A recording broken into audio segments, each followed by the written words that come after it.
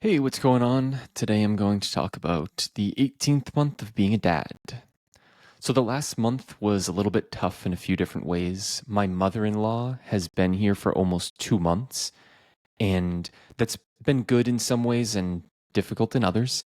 Unfortunately, we only have a small two-bedroom apartment, and my son sleeps in one of the rooms and was not doing well with my mother in law in there as well. So, she's sleeping basically in our living room kitchen combo. So, for example, by about 9:30 at night, the only rooms that are not being taken by sleeping people are the closets and bathroom. So when I get home from work, which oftentimes is 8 or 8:30, we kind of put my son to bed. Shortly after that, I eat a little bit of food and then the house shuts down, which doesn't really give me any time to relax or unwind. Unfortunately, I'm very introverted and I do need a lot of alone time.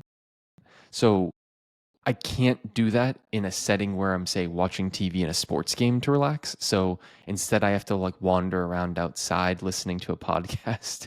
It could be worse, but it also could be a lot better too. That being said, my mother in law is helping my wife quite a bit. Unfortunately, it's not reducing my wife's stress levels very much. So it doesn't seem to be making my life better really at all.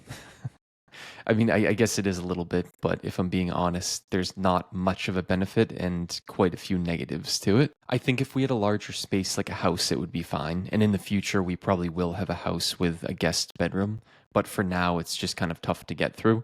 She was here for a little over 3 months earlier in the year and then about 2 months now. So that's about 5 months out of 11 that she's been living with us. My son is about a year and a half now, and he's saying some words in both Portuguese and English, but no sentences, maybe two or three words at a time, once in a while, but mostly just single words. So communication is definitely difficult, and he is frustrated because he can't communicate what he wants to. And then, of course, we're frustrated. And I think this is very common for kids his age.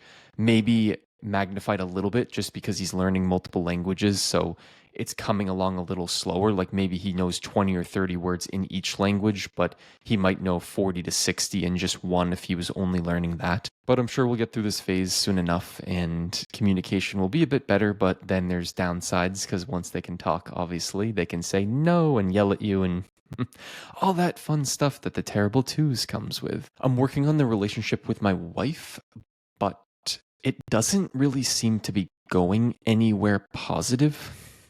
It's either remaining neutral, like, okay, we're getting along okay, or we're kind of arguing and short with each other and things like that. When things are calm in our house, we can have rational conversations that go reasonably well. But as soon as you wake up the next morning, then it can reset, and the next day can be a little bit difficult. You know, you're back to being stressed and kind of at each other a little bit. I think it just comes down to my wife and I are both kind of pushed to our limits right now, like mentally and emotionally, and to some extent physically with my job. I think that something like a fresh start in a new place could be good for us. And then for myself, working less hours and having a bit more free time would be very helpful. I'm very introverted. I need a lot of alone time. And right now, I'm probably getting maybe 10 or 20% of what I actually need to feel healthy. I think the fact that I'm introverted and my wife is not is a little bit challenging because she doesn't quite understand. It's like I need sleep and I need my alone time equally in order to feel refreshed and healthy mentally and physically. Whereas she doesn't need that. She actually needs to be around people. I don't want to say she's super extroverted, but like talking with people for an hour makes her feel better, whereas I potentially feel more drained. I think the biggest challenge for my wife is that she's trying to be a perfect mother, and that's really wearing her down. And I think because she's not working and she's just staying at home with my son, she's become obsessed and very focused on him. And it's become actually bad for her mental health and maybe detrimental to her being the best parent that she can be. So that's basically what's going on. I've also been trying to come up with maybe an entrepreneurial thing to work on. I don't want to say a big business. I'm not like quitting my job to start a business or anything like that, but just experimenting with a few things based on my knowledge, skills, connections, and expertise in certain areas. I feel like working on something entrepreneurial is fun for me, and it also gives me hope that, you know, maybe it can build into something more significant and I can maybe focus on that and have more flexibility in my work schedule and things like that. And if I can, you know, acquire more resources in the company does grow fairly large, then obviously having more money can be beneficial in a lot of ways. They say more money, more problems, but I don't know if that's actually true.